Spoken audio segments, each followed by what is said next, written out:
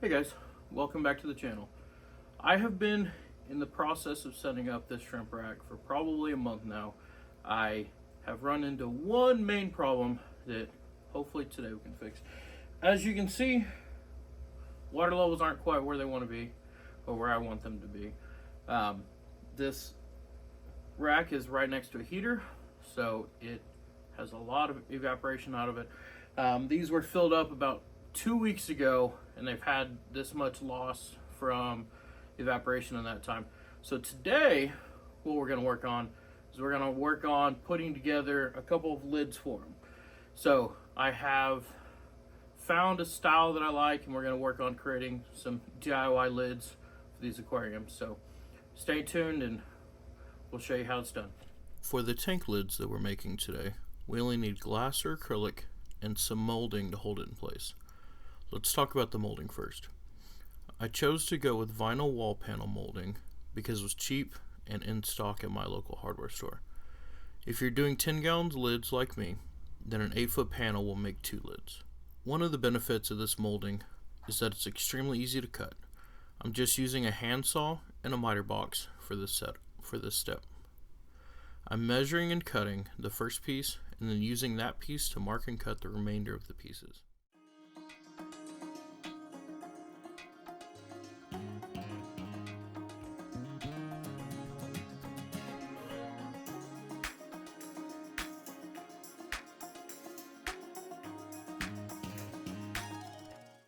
On a rim tank, these rails will just sit on the lip on the inside of the rim. They should be able to securely sit on the rim without falling into the tank. I did the molding first in order for you to see how to measure for the acrylic pieces. With this molding, we will want one acrylic panel to sit in the slot of the molding, and the second piece will sit on top of the molding. This means that there is a little bit of tolerance for how you cut the pieces. The maximum size will be the outside measurement, and the minimum size will be the inside measurement. For my situation, it does not matter as long as it is within the two, but it could impact what options you have available for glass or acrylic panels. Most DIY projects involve a lot of do-it-yourself work, as the name entails, so I try to make it easier whenever I can. At Lowe's, they offer free acrylic and glass cutting. I'm not sure about other retailers, but I would imagine most hardware stores offer it. The employees were extremely kind and helpful with cutting my acrylic panel. I am making several lids, so I chose to go with a larger piece of acrylic and cut it down to 9.5 by 10 inch squares.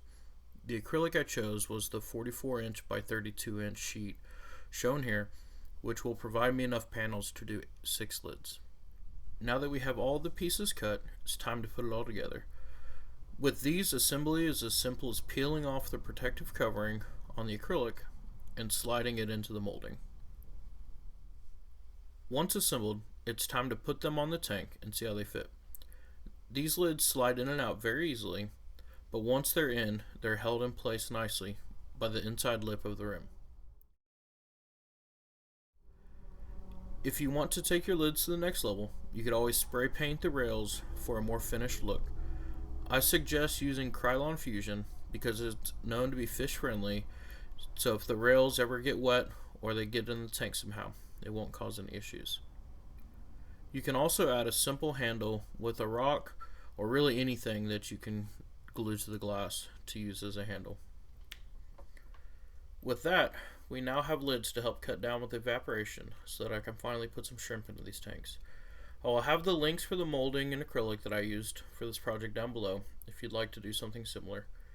If you found this useful, please give the video a thumbs up and subscribe to the channel. As with all DIY projects, feel free to make it your own, and please let me know how your projects ended up.